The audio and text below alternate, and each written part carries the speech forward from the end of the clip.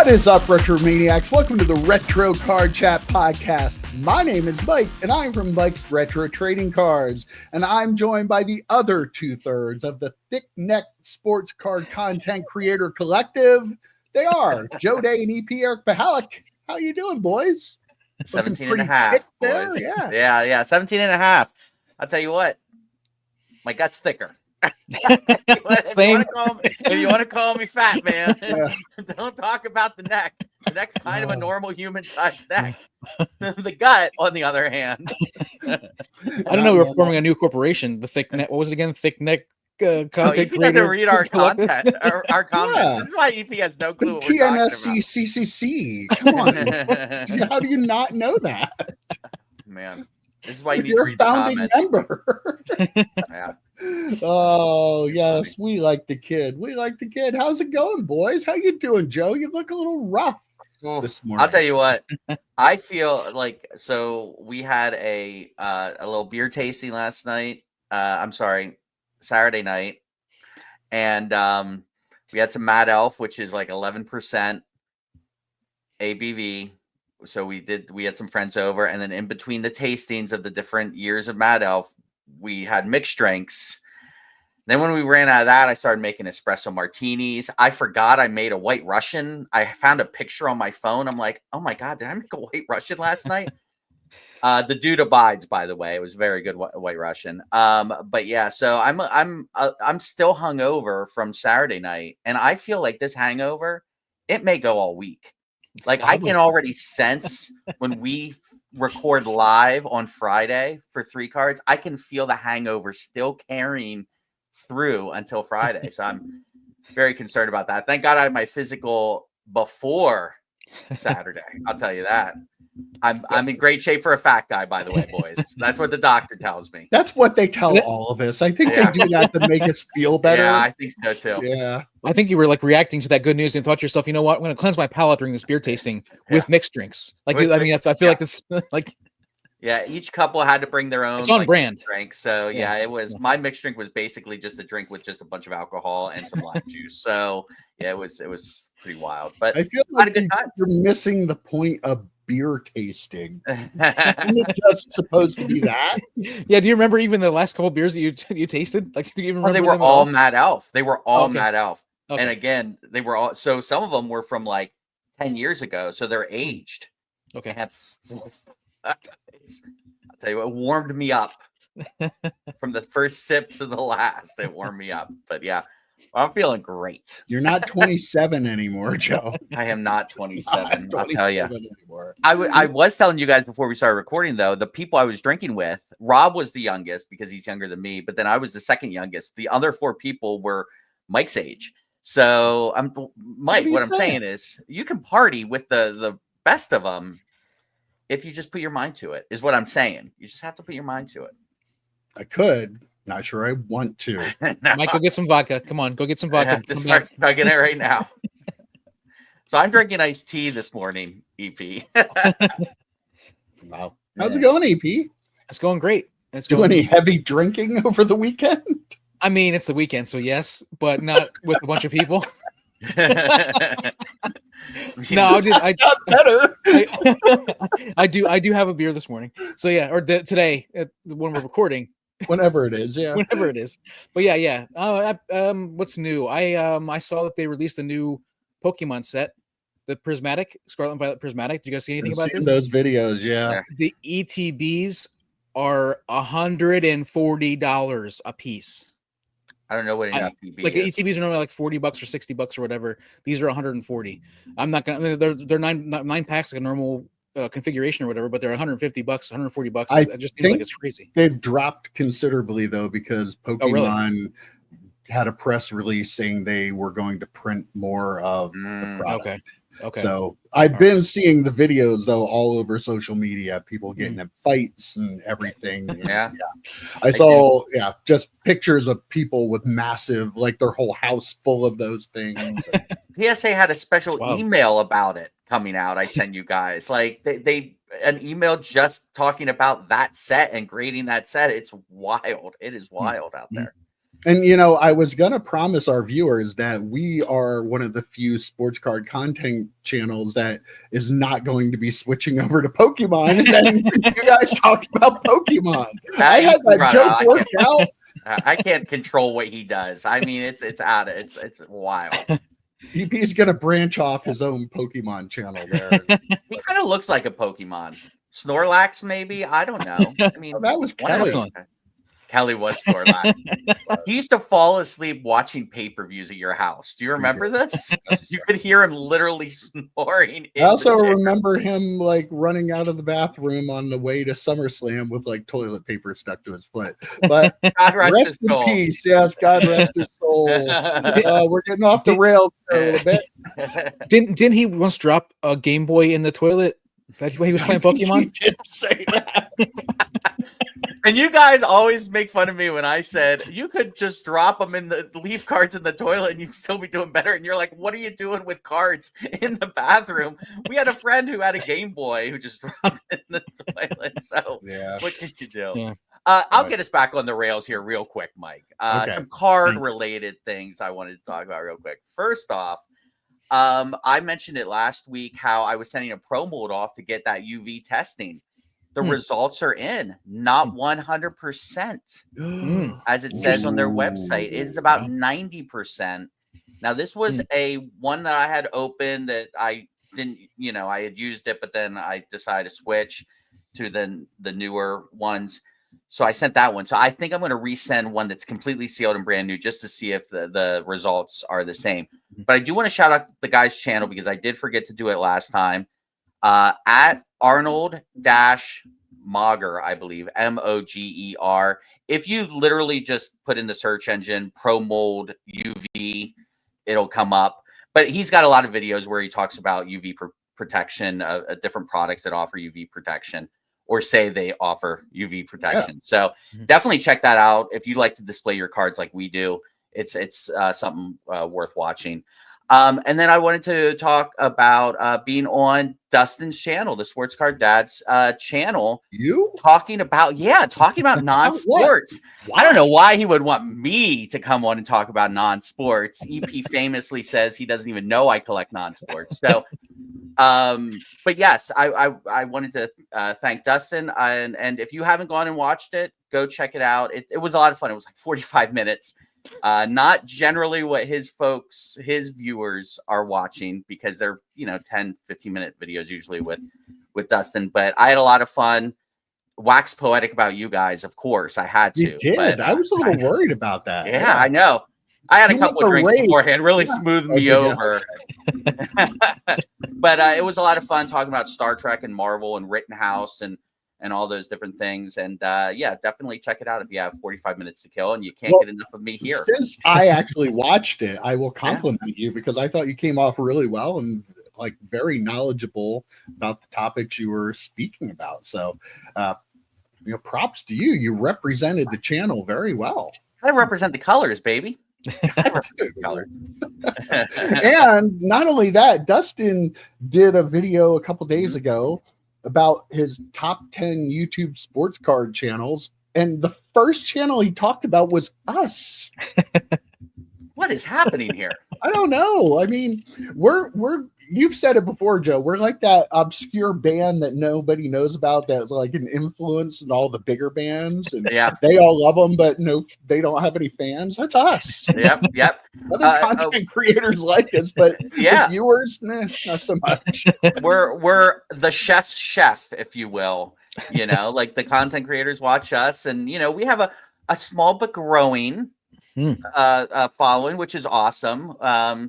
A lot of new followers. If you're watching for the first time our podcast, hey, welcome. Thank you for thanks for coming in. But it was a very, very nice video. EP, I'm sure you'll like it when you watch it. But thank you, Dustin, for the shout out. Ziggy a couple weeks before shouted us out, so really do appreciate all those guys. I do have to check it out. I admit that I have not seen it. I did watch Mike's Mike's reach out rip. I did finally catch up on the reach out rip. So I do what I can. Which one? The Marvel one? It was the Marvel one. Yeah. Oh, there's already a new one. So you behind already. Yeah, there was one. I'll never be caught up. I'll never be caught up how much money I'm losing doing it. That's a really good point. Yeah, but that one you almost broke even. I think you were only down $1. That was pretty wild.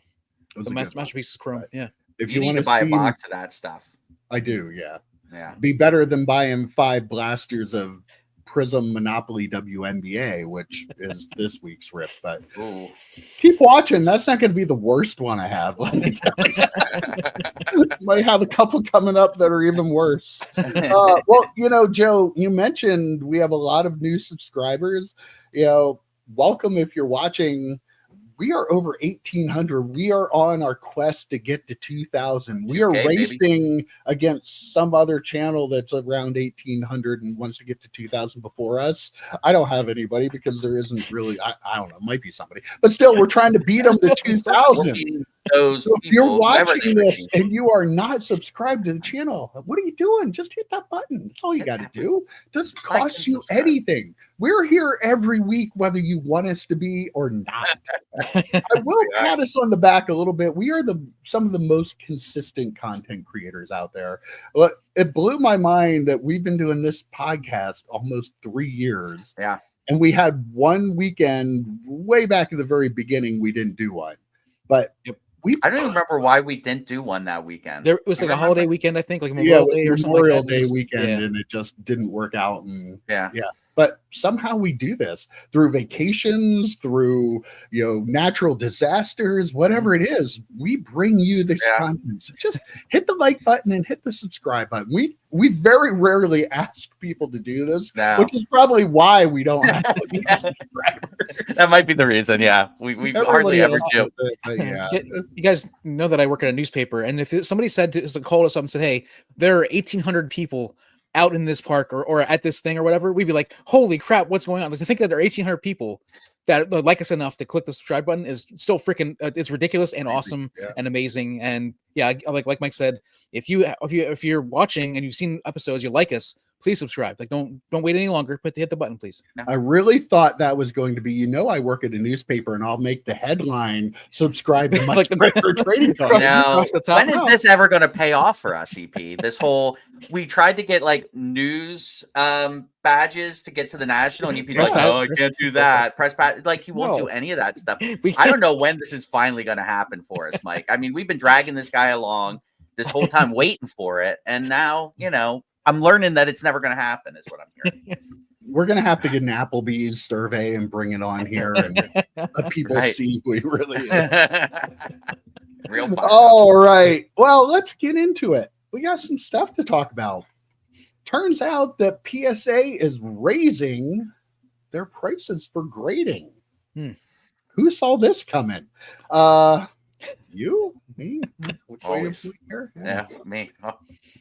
As of today, 117, I think, the trading card bulk is going up $2 a submission to $16.99. The value bulk is going up $1 to $19.99. Value plus, and regular are not changing. Express is going up $20. Super Express is going up $50, and walkthrough is going up $100. Wow. So not huge. I'm not surprised about the trading card game because they're so far below what they're charging for regular sports cards that with the way Pokemon is going crazy right now, I'm sure that they're getting a little bit overwhelmed with that. So this isn't going to make any difference. They're just going to make more money on it, right? So, but I was a little surprised by that upper end, like how much they're raising that. So to the Pokemon point, I'm both surprised and not surprised because we just talked about the grading numbers. Was it last week or maybe 2 weeks ago? How CGC is really making a dent in the TCG market. Now they're still way behind, but they're starting to they're closing the gap a little bit. They are the clear number 2. So I'm kind of surprised that PSA would raise those rates. I believe CGC just raised their. Did they raise their rates? So maybe they waited for that before they decided to, I because don't that's the know only if they thing I did can for see. trading card games and sports cards. I don't have Yeah. that info in front of me. I'll try to look it up though. Yeah. But yeah, if they did to that point, it's completely possible, they saw CGC raise the rates and they could do that in turn. But you're right, Mike, it is printing money. We went back and forth a little bit in the comments of one of our recent videos about, if you have a card, who'd you send it to? The money's with PSA, without a doubt. The return on investment is with PSA, and they know that, and they're making sure they get compensated for their services. On the high end side, this doesn't surprise me either. And I know a lot of people this does surprise me actually a little bit, because I can see people sending in high end cards and then just getting bumped up to the next, like they're going to try and sneak cards in, and then they're going to end up getting the bump up from PSA anyway. So it's going to be interesting. But again, if you have a walkthrough card, the $100 to you, I mean, it sucks and it sounds like a lot, but if it's a card worthy of walkthrough, you're probably like, all right, well, I'll just charge 100 more on the back end then, like I'll pass the cost to the consumer, which is what we do in this great country. So I could absolutely see that happening. CGC did raise, they're up to $12. They increased their bulk. So they're still cheaper clearly, but they did raise it a little bit. Yeah. Yeah, the like Joe, you were ending talking about the higher end stuff. I guess that's not something. I don't have those kinds of cards. Like I would have to buy a very expensive box of cards to end up getting one of those kinds of cards, because that's just not that's not the field I'm playing in when I'm doing the hobby. But I feel like so they don't affect me. But I feel like the lower end rate increases are reasonable. I usually wait for a deal, like wait for a special or whatever anyway, or I'm sending in non-sports, which are the lowest price ones that you can send in. That's $17 a card now or whatever it is. So I'm normally in that area anyway, and I'm usually waiting for a deal. So I don't see any problem with them raising it that amount. The volume that they're doing, like you said, Mike, they're already doing this like insane volume, and it's not like $1 and $2 is not going to change that for them. I don't think people are going to be upset about that at all. If it had been $5 or $10, then there would probably be an outrage. But $1, I mean that $1 or $2 is not going to affect it. I don't think. But it'll affect their numbers. Oh yeah, right. Oh, yeah. I mean, per card, that's millions upon millions of dollars that they're raking in extra every month. But again, it's like, what was that? Office Space. They missed the decimal point, right? I mean, that kind of feels like a miss the decimal point thing. It doesn't mean much to you and me, but it's going to mean a lot to PSA in their bottom dollar. So yeah, that's going to be a lot of money they're raking. And did the declared values change at all, Mike, or have they stayed like whatever the declared value was? Yeah. I think they did change the time. Oh, like the wait time for some of them, maybe. Did they think that? So. No. I thought. Okay. I think it was just the price increase. Okay. I mean, people who grade a lot are still going to grade the lower end stuff, like you said, EP. The $2 or the dollar increase isn't going to change that. And really, on the upper end, what are you going to do if you have a card that you have to send at a certain level? You're going to pay it because you're not going to send it. You're definitely not sending that someplace else. Right. So they kind of have you by the balls there, and they know it. And short of maybe vintage, people still do the SGC thing. But I agree with you, Mike. I mean, other than that, what you're going to sell it raw? What are you going to do? Right.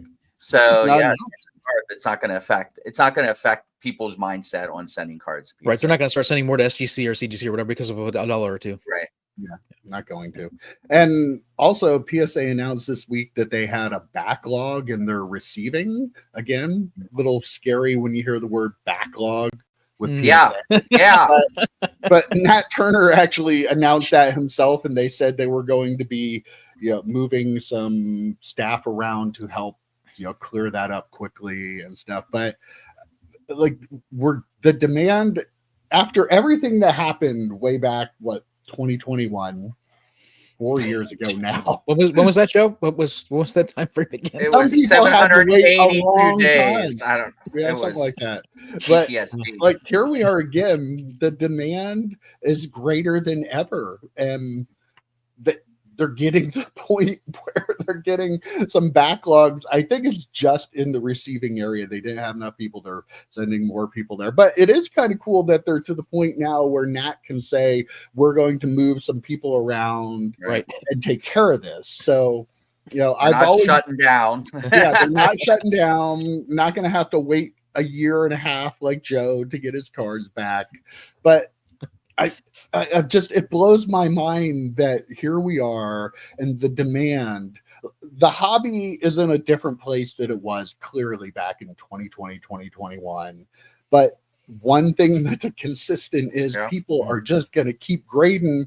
It's not going to matter if they raise the prices or not. They're going to send their cards in. They're going to send them to PSA. They're going to wait however long it has to take. They're just keep. How does this keep going on? Like, it just blows my mind. What I call it in one of the comments, I was like, the grading industrial complex. I mean, it really is. That's, you know, we have trained, not we, but the card industry has trained people to open up a pack of cards, to take the cards and put them in a sleeve, put them in a card saver, and ship them off to a grading company, mostly PSA. But like we as a hobby now have been trained. It's like I'm going to mispronounce Pavlov's dog or whatever, where every time the dog heard the bell, he went for the treat, right? Like that's every time we hear those packs open, we're like, time to send these cards off to PSA. I mean, it's how we're trained to do things. And you can see behind me, my lovely Patrick Stewart collection, which we haven't mentioned yet on this show. I only have one PSA graded one, and I didn't send it off to be graded. I to be graded, but it's a 10. I'm not going to crack it out.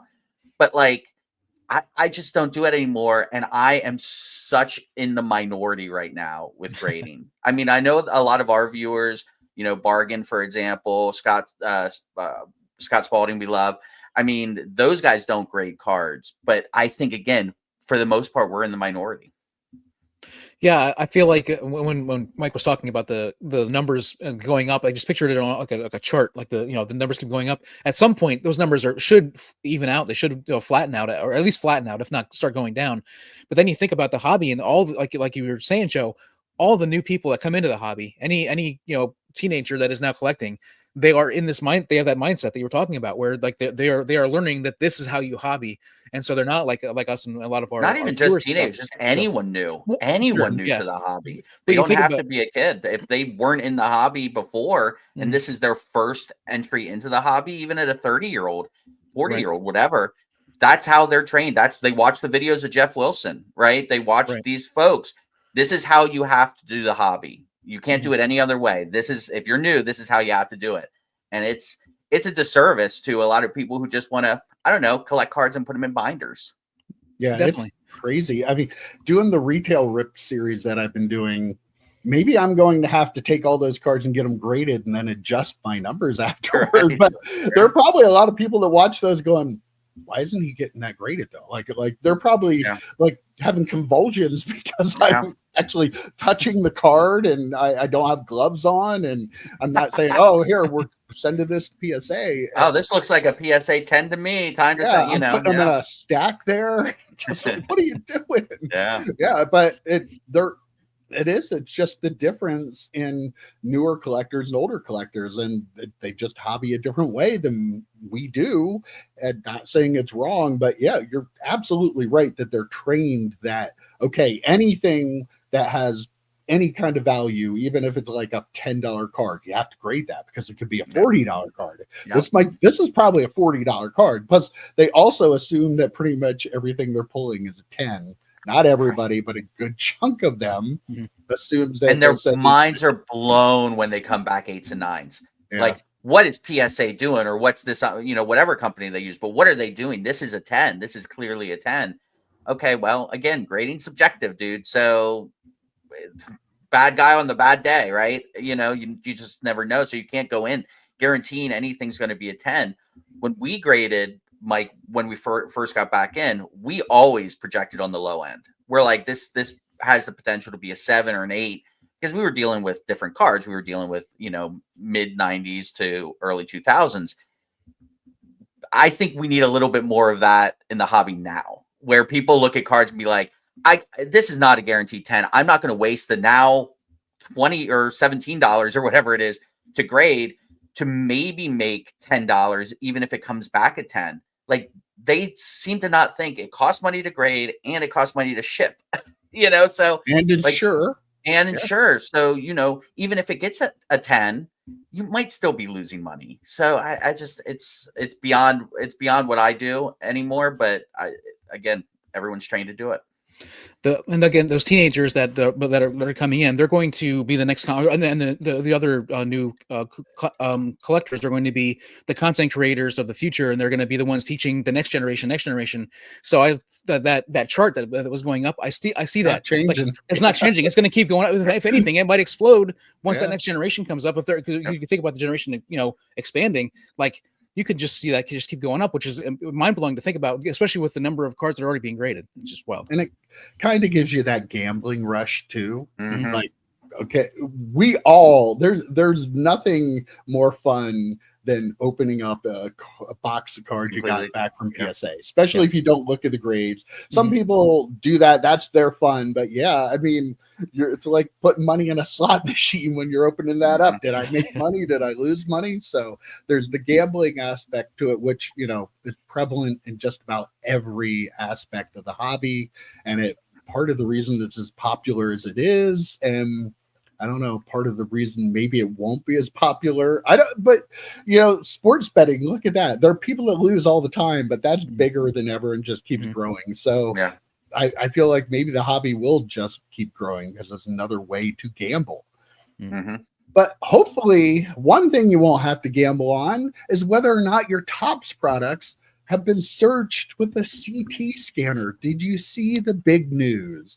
Topps is taking care of everything. Finally, they've gotten rid of the whole CT scanning thing. They have let their direct dealers know. They put it in their terms of service that if you are using CT scanners and stuff to go through your cards, you can get suspended or even have your account canceled. Can doesn't say will, it says can, but there's a little difference between those two words.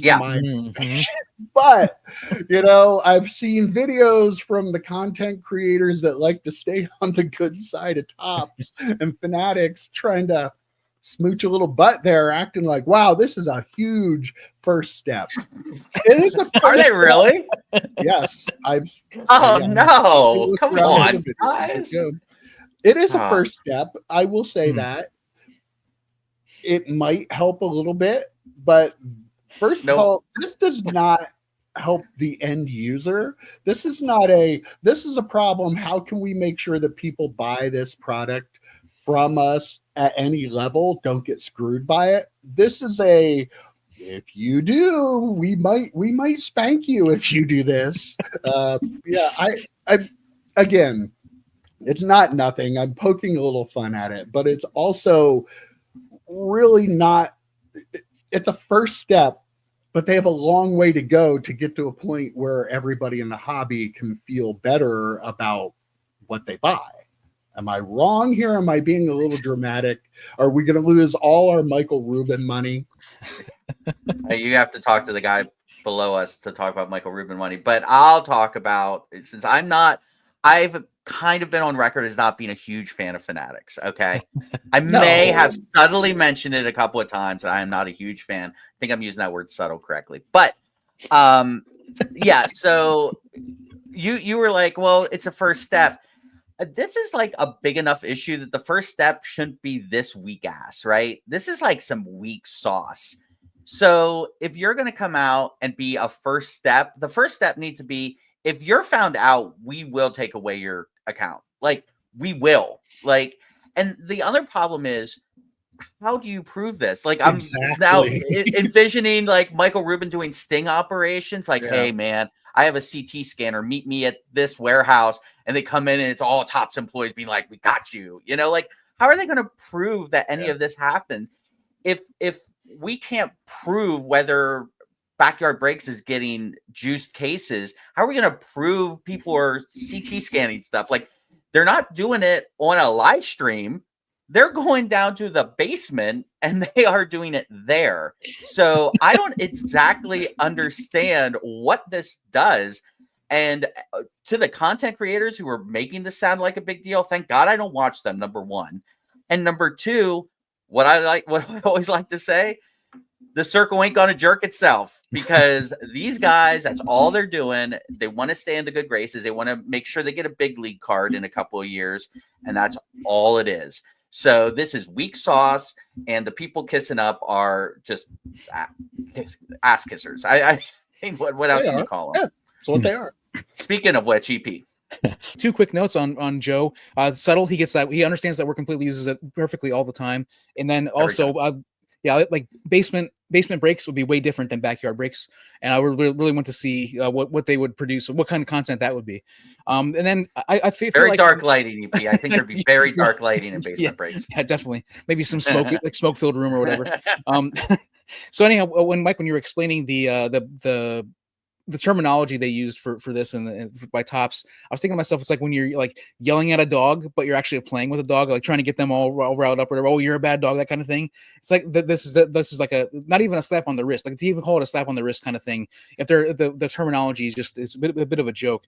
If they really want to fix this, I feel like the way to do that would be they have to put something in every box. Like they have technology that you can, like, they use to figure out the amount of radiation you experience when you're in a reactor, that sort of stuff. And I don't know how expensive those badges and things are, but there's probably a solution that they could do that probably is relatively inexpensive, that if they actually wanted to fix this, they could just put that in the box. Then anybody who wanted to could tell, well, this thing says that this was scanned or whatever. And that would be the way to high-end products. Yeah. Like, you don't need to do it for big league. You don't need to do it for flagship, you know? Yep. But because there's so much of flagship, like there are hits in flagship, from my understanding, that are product hits that are huge, that are massive. So I get that, but there's so much produced. You'd have to scan so much stuff. It would cost so much money. It would cost so much money to do that. So, but when you're talking like, what are some of the big? Like tier one, Tops tier one, like probably anything over like $300 a box probably would be something like, you know, we're only getting like 1 or 2 cards per pack, or 5 cards per pack, something like that. With like in a big case, like just feels like you've thought about that and figured out. Really. Well, let me tell you about what I got in my basement. It is basement breaks, baby. I think though this sounds like they're covering their ass. Yes. You know, anybody tries to sue anybody and name them as a co-defendant, this will take care of that for them. Like, that's obviously, I feel like that's the main objective. Any corporation or big company that is putting special wording into contracts, they're not doing it for the people. They're doing it to cover themselves. That's just how the world works. That's why the world is like it is. But yeah, I mean, what are you going to do? How do you prove it? It's just not going. It sounds good, but it's something that really isn't going to lead to any kind of change, in my opinion. It's cheaper to pay for the lawyer to write this up than it would be to fix the problem. Oh, absolutely. They did that calculus, right? And they're like, it's cheaper to do this. And then potentially if we get sued, pay the lawyer to say, look, we did this. We're fine doing this. I'm guessing their lawyers are probably good enough. They called somebody up and said, hey, look, you see this stuff going on, like you need to make sure you need to do something to fix this before it becomes an issue. I could see that being a thing too, where they have their lawyers just like watching for legally fix it, not actually. Right. Yeah. And they may have an account or two that they drop, which will be great PR, because we do know one thing about the hobby art. There are a lot of stupid people that like to show off and flex things they shouldn't be flexing. Yeah, so that is true. That's a really good somebody who has a Tops direct account that will probably be like on video on YouTube, CT scanning all like some idiot thanking Kurt's Card Care at the PSA offices. I mean, something like that, maybe. I mean, I could totally see someone just showing these. Oh, look what I found in this case. Or making a video showing how to trim cards. I mean, But then to your other point, Mike, someone like Whatnot comes around and kicks off a high named seller, and Whatnot's changing their tune. They're changing how they do things. No, that was just the PR side of it. They had to get rid of him. They made a big PR deal about it. And then now everyone thinks Whatnot is just totally cool. And it's not. It's the same thing. You're right. They probably will get rid of another they'll probably get rid of an account and say, "Oh, we saw a video," or blah blah blah, and then look at what we're doing to save the hobby, guys. You're welcome. You're welcome, everybody. You're welcome. Yes, bow down to us, the overlords of the hobby. The Galactus, as EP calls them. Right? Well, speaking of Topps, are you guys excited? Topps Chrome Football. We have been waiting for this product for how long? I'm so stoked. Wait, what?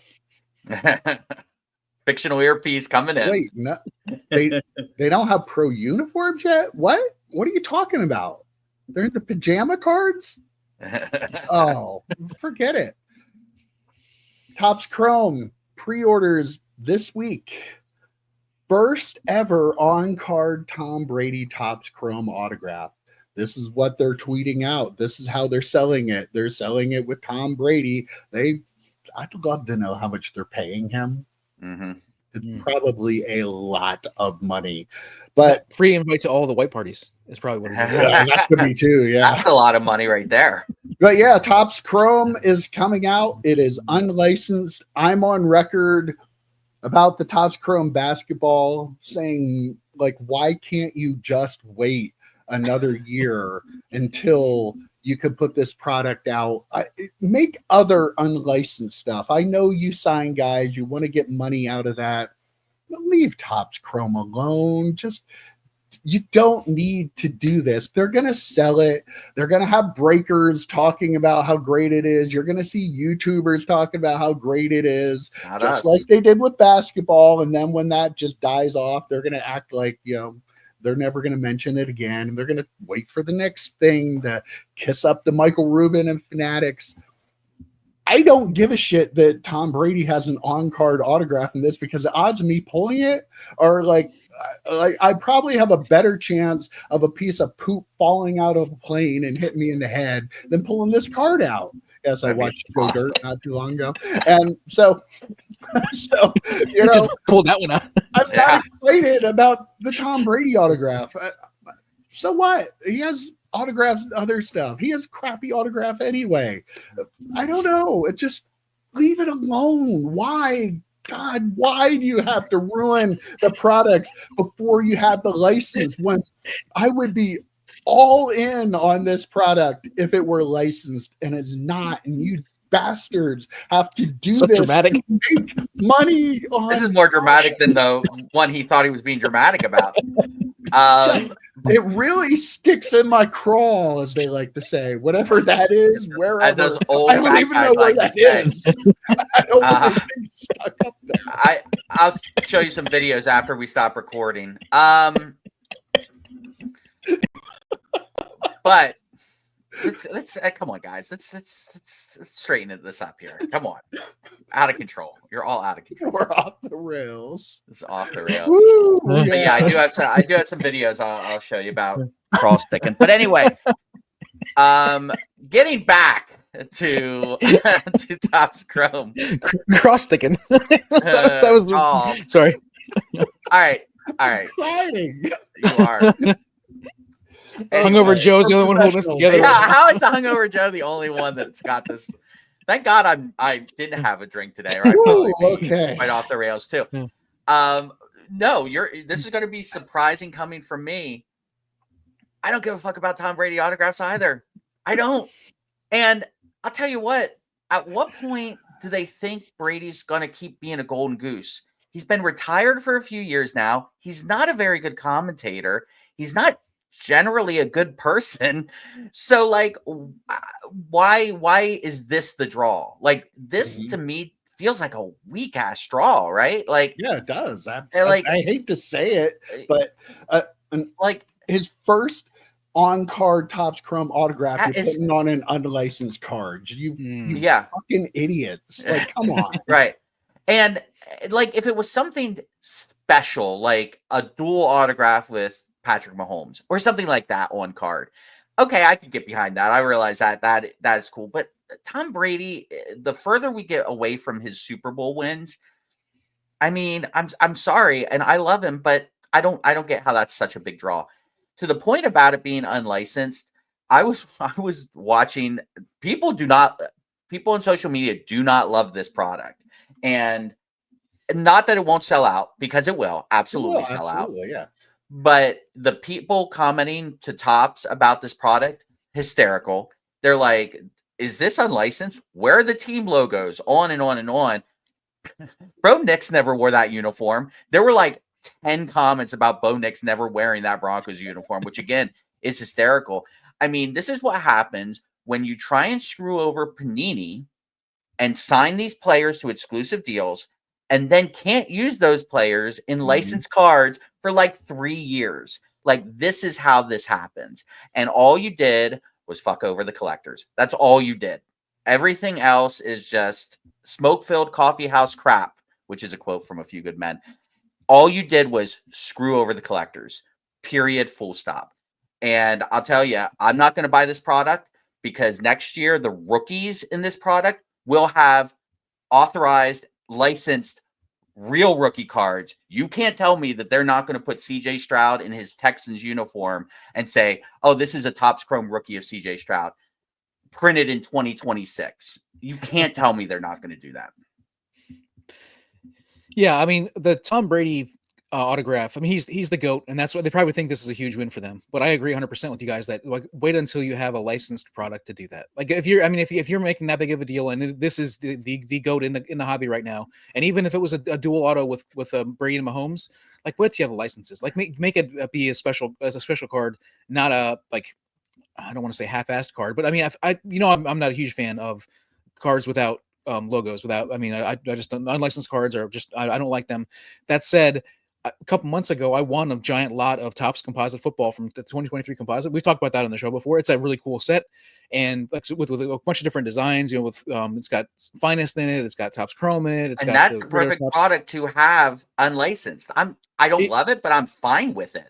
Right. And but the thing is, though, like, every once in a while, he gets a one card. Like I think my example I used before is a Lawrence Taylor card, and it's just something like you look at it, it's like, man, just it's something off. And you notice that you can't see the Giants on the helmet. Like, it just throws it so far off for me that they're trying to make this the special moment with this Tom Brady autograph, but then they're wasting it on an unlicensed product, and it's upsetting. I did buy the composite at 5 cents a card.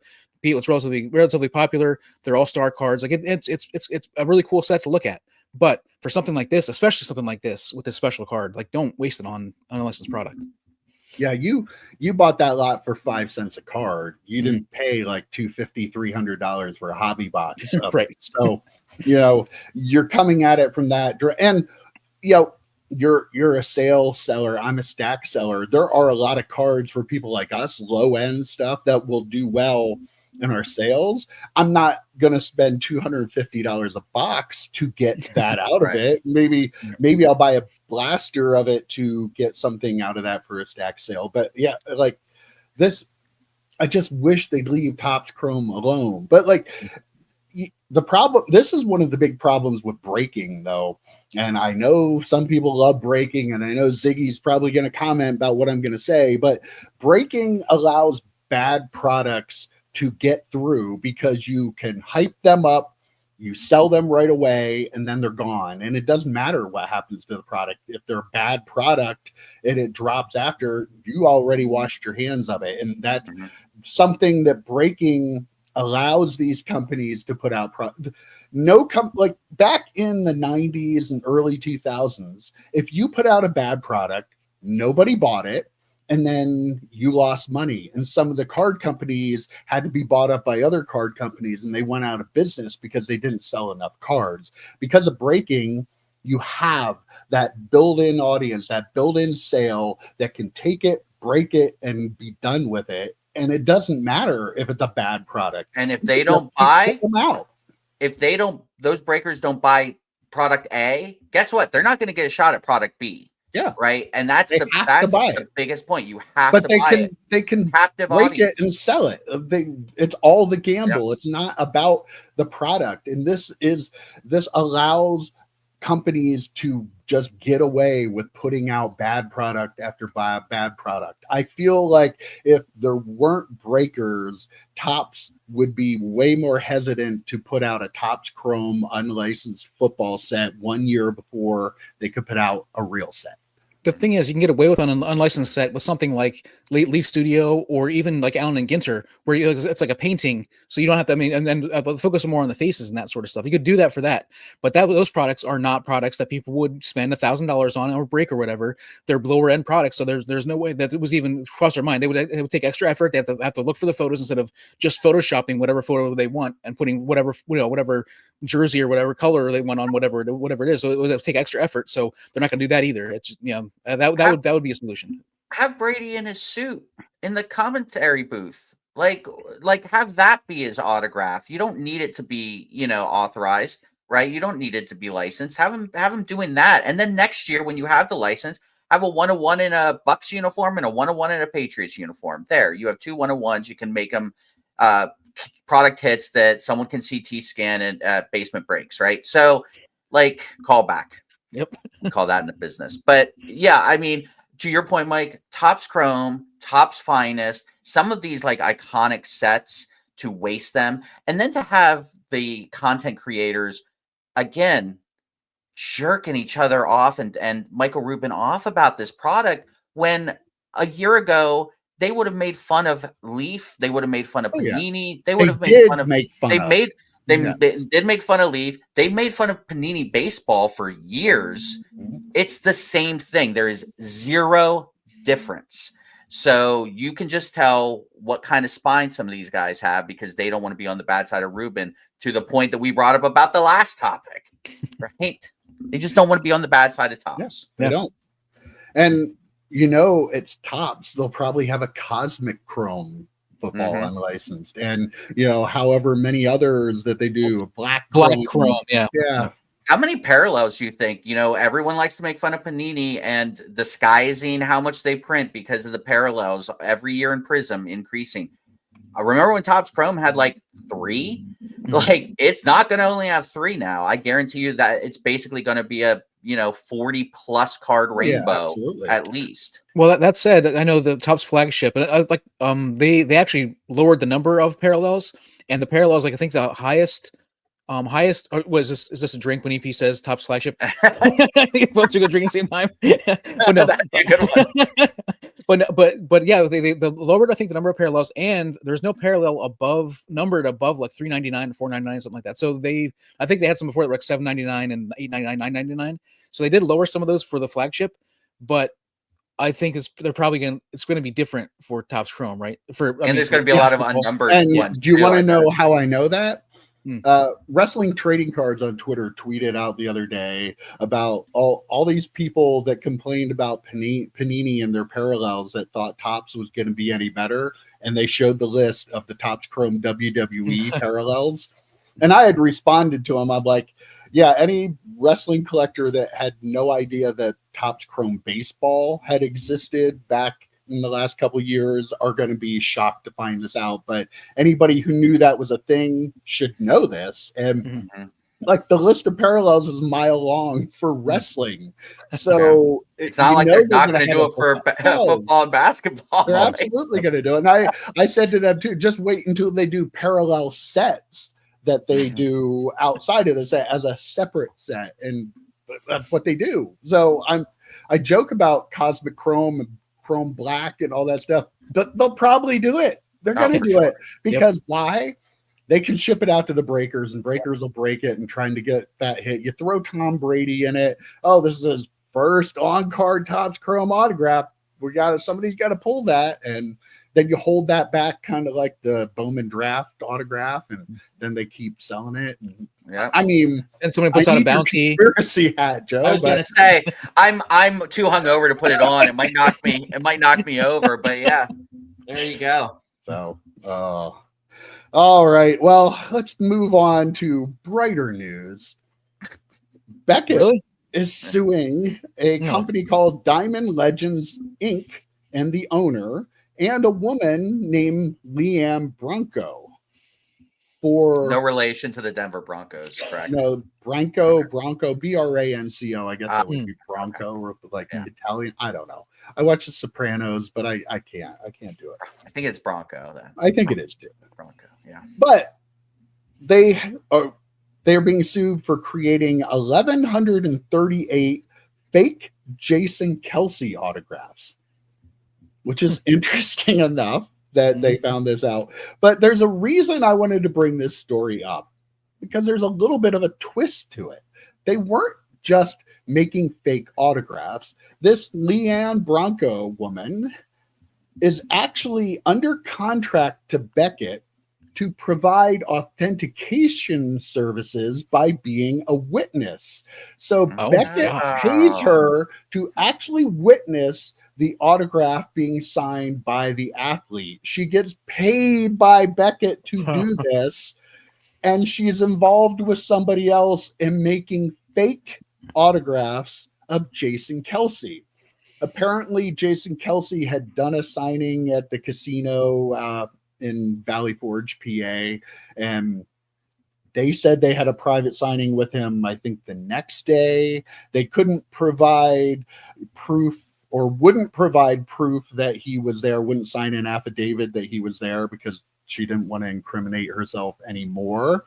But she provided a picture of her with Jason Kelsey that the lawyers are saying that was from a different event, and she was using that to show. But yeah, the twist to it is they're making fake autographs with somebody who is telling Beckett that, yes, this is a real autograph. And I'm going to just go out on a limb here, knowing how the hobby is. I might propose that maybe, allegedly, possibly, maybe this isn't the only time she's ever done that. No. Man, this real, first off, I love that it's Jason Kelsey. It's like you never counterfeit $100 bills, you counterfeit like $5 bills. No offense, Jason Kelsey, I love him. No offense, I think he's amazing. Right. But yeah, that's, slide those through, right? No, who's gonna double check a Jason Kelsey auto? This has to scare people that buy autographs, like who buy in-person autographs that didn't get them themselves.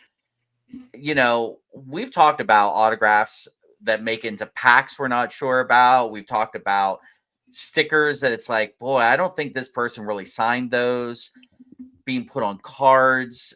And now you have this, and I'm sitting in front of a lot of autographs. I mean, luckily Patrick Stewart has a pretty distinguishing autograph, but again, who knows? Steve Cherndorf would never do that. So we love you, Steve, over at Rittenhouse. But who knows anymore? Like, what can you take with 100% certainty in the autograph world, unless you are the one physically there with your card, with your, photo, with your toy, whatever you're getting signed, and see them physically sign it.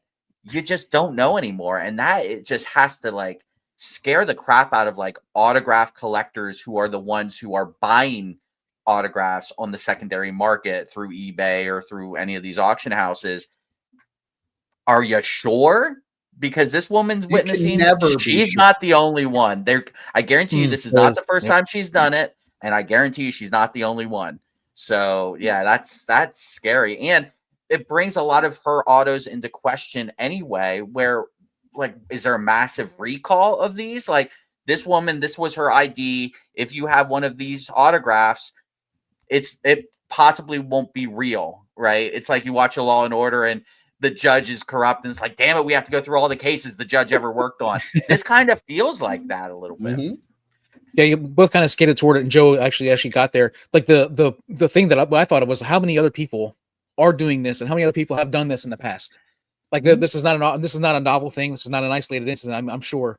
And again, if they're doing autographs of Wes Welker, or again, no, I'm not trying to use a very good player, but if you're doing something like Wes Welker and then it's not Patrick Mahomes, a lot of people aren't going to be checking to make sure they're good. This is really scary. One of the first thing I wrote down was the web of sleaze in this hobby extends so far, beyond just the collectors and the people selling stuff. It goes beyond it. The people in this hobby, if they can find a way, an edge, to an illegal edge, they're going to do it. And even these people that are kind of on the fringe of the actual hobby, they're not actually. I mean, she might be a collector, who knows? But but it feels like they're on the fringe. Guarantee you she doesn't collect the autos that she witnesses. My question is, how little is Beckett paying these people to do this? Because let's just look at the math here. You've got 1,100 Jason Kelsey autographs. I don't know the value of that. No offense to Jason Kelsey, but again, it's not Patrick Mahomes.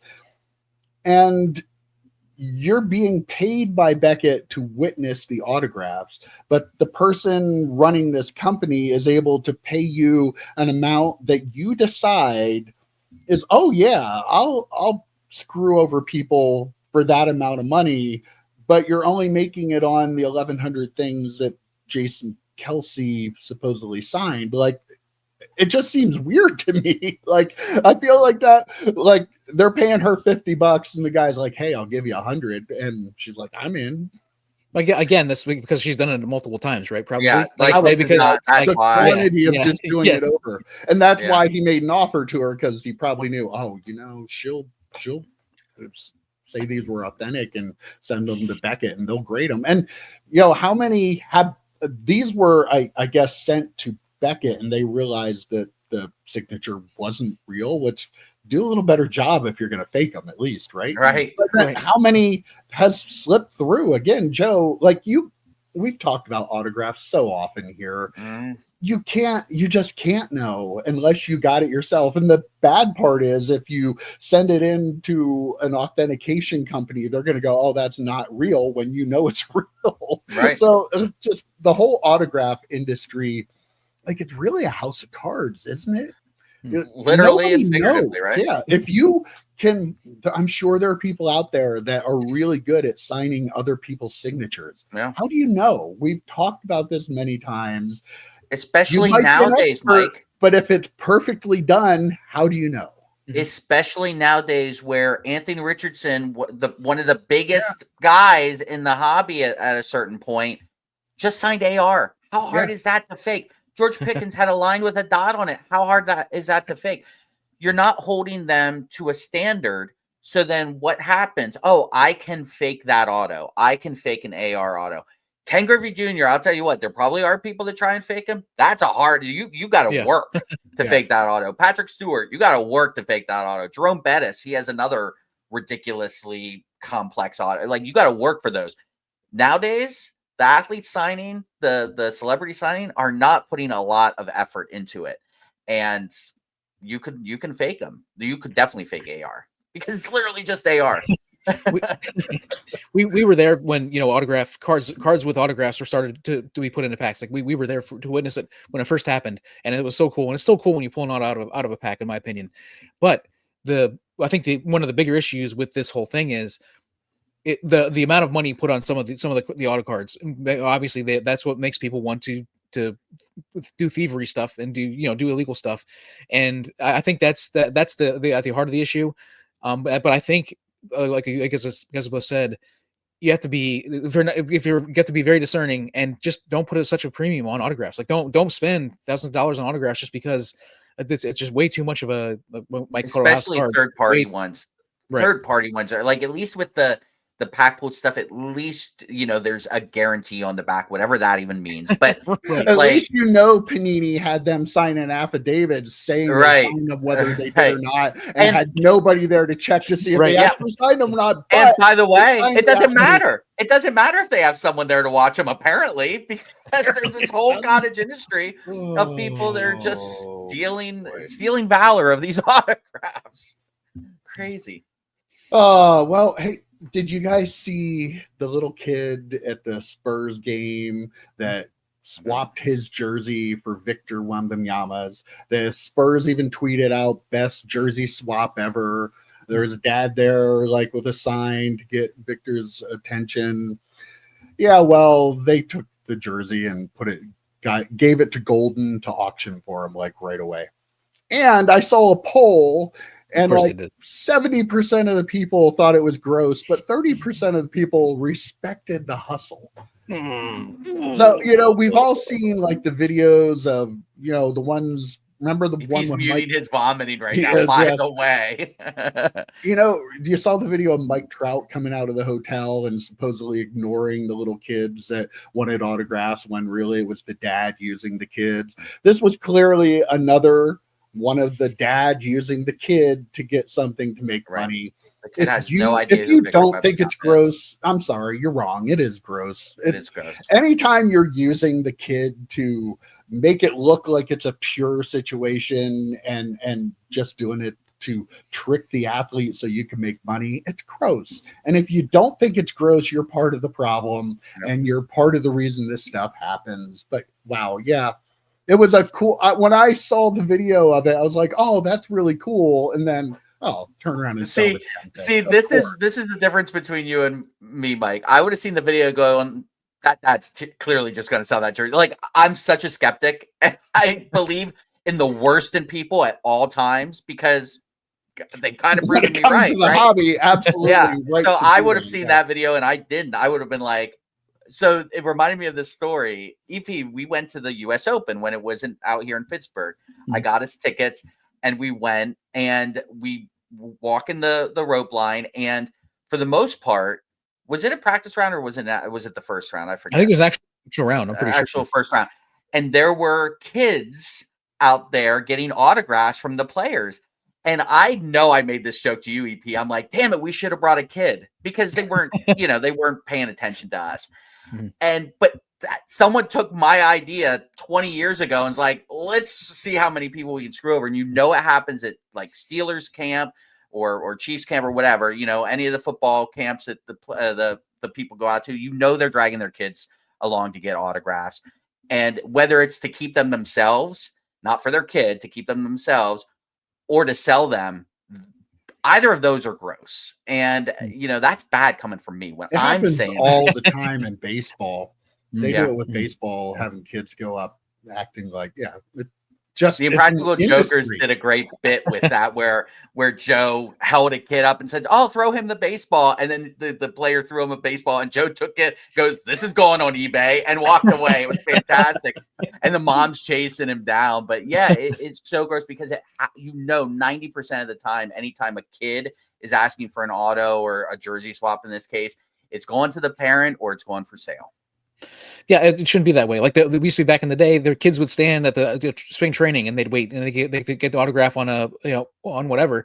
But again, there's so much money in this hobby that it has changed into a more of an adult thing. And but they still, like you said, use the kids. And I will say that if you're one of the 30%, like you are, Mike said, you are part of the problem. You are the problem with this hobby. This is like so sickening. Like, how could you respect the hustle? They're doing it. So yeah, exactly. I guess yeah. So gotta respect the hustle, baby. Gotta respect the hustle. Gotta respect it. All right, bags. Well, we've talked about a lot of nasty stuff, so let's finish on a high note today. I like to quiz you guys, so I got. I'm hungover. No quiz for you here today. Yes. The first 11 inductees into the Trading Card Hall of Fame have been announced. Yes, there is a Trading Card Hall of Fame. I'm not making this up. There's a YouTube Sports Card Content Creator Hall of Fame, too. We're not part of it, and we don't want to be. But I digress. Can you guys name the first 11 inductees into the Trading Card Hall of Fame? These are 11 iconic cards that they picked to represent the hobby. Joe, I'm hungover EP. You get the first. You got it. Go first. Dr. James Beckett. No. These are cards. These are. Oh, I thought they were individual. Trading Card Hall of Fame. No, these are. You're not. These are I get to go first now. Iconic cards. I'm hungover, man. No, I'm just kidding. I'm kidding. Go ahead. Card Hall of Fame. Damn it!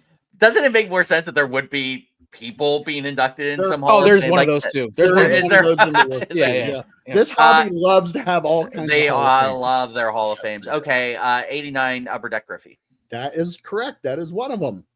52 Mantle. The 52 Mantle is also one of them. 2000 playoff contenders Brady. No, that is incorrect. Wow. Okay. The Jordan rookie. Michael Jordan, 86 Fleer rookie card. Or were you talking he about meant the No, it was not. No, the star is go the 86 Fleer. The star is going to go 86. No. There's only one Jordan rookie. Get out of here.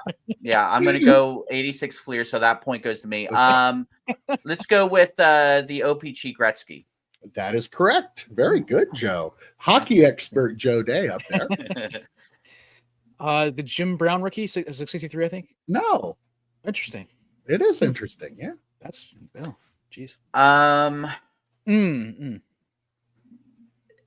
will give you a hint that all of the remaining, except for one, are baseball. Okay. Mm. Well, EP, this is more your game now than mine. Is there a Shohei Ohtani on there? No, there is not. I wouldn't think so. The tier 206 Wagner, the Honus Wagner. Yeah, good one, EP. All right, starting to get tough. There's a basketball card on here. So it's one basketball and then the rest are baseball. Baseball, yes. The LeBron Exquisite. No, it's I can't think. There are two Hall of Famers on the same card, but I can't. Oh, Larry Bird and Magic. Yeah. Bring it to basketball card. You're welcome. Again, a little hungover, so I finally got there. Yeah. Baseball. 1, 2, 3, 4, 5 baseball cards. You've gotten 6 of the 11. You're over half. Pretty good. Jackie Robinson's first Topps card, which was no Jackie Robinson on here. Okay. How about 51 Bowman Mickey Mantle? No. Nope. Good guess. Very good guess by baseball card expert Joe Day. Yeah. Oh man. A Pete Rose rookie? No. Are they all vintage? I'll give you the one if you can just guess, just say rookie card of this all-time great player. One of the all-time great players. Babe Ruth. Babe Ruth, correct. Gowdy? The 1914 Babe Ruth Baltimore News red card? I wouldn't have guessed that. I would have guessed Gowdy. Okay, we are down to 4. Ted Williams. No, good guess, but not the one. Is there a Walter Johnson? No. 2 of these are vintage. One of these is pre-war, and one of them is a 90s card. Junk wax era card, even. Frank Thomas. No name. Ah, damn. How is that not on there? This is an iconic 90s card of an all-time great that is a low-end card from the junk wax era. Billy Ripken. No, good guess. Good guess. This is not an era card, though. Just a regular card that is a very popular card of a player that was a dual sport athlete. Oh, the Michael Jordan Upper Deck SP1? No. Wow. Bo Jackson. I said dual sport athlete. We have to have a discussion. I said dual sport athlete, and you went to Michael Jordan? the Bo Jackson with the bat. That's the one, Joe. Okay. Right. Baseball card. Oh my God. such violence. Whoa. It's the hangover venom coming out. Okay. You have to guess these. Roberto Clemente rookie? Roberto Clemente, 55 tops. Okay. One is an old timer. 1933 Gowdy card. Ty Cobb. Lou Gehrig, correct. Okay, one left. He is a Hall of Fame pitcher, and this card is iconic. Nolan Ryan rookie, 60. There you go. Right. Great job, guys. You got all 11 without any hints. Yeah, they are the first 11 inductees into the Trading Card Hall of Fame. That's pretty cool. Do I get the credit for the 86 Fleer? I just want to clear this up now. I do, Totally. right? No, you do not. Because he meant the star rookie. You know, the Babe Ruth. I guess said Babe Ruth. Yeah. The Babe Ruth. You picked like 9 of the 11 out, Joe. He got I'm maybe pretty sure. 2 with hints. Yeah. You're welcome. Dual sport athlete, Michael Jordan. If I didn't learn anything else today, that's the one thing I learned. Is that if you say dual sport athlete, it goes right to Michael Jordan. I gotta tell you, also my second choice was Deion Sanders. I didn't even think about Deion was a dual sport athlete at least. Michael Jordan never really was. He tried. I meant to say Brian Jordan. No, he meant gambling as the second sport. EP meant gambling as the second sport for Jordan. Yeah. All right, guys. That's all I got for you. That was a pretty good chat this week, and I will see you next week. Take care, boys. See you, boys. Adios.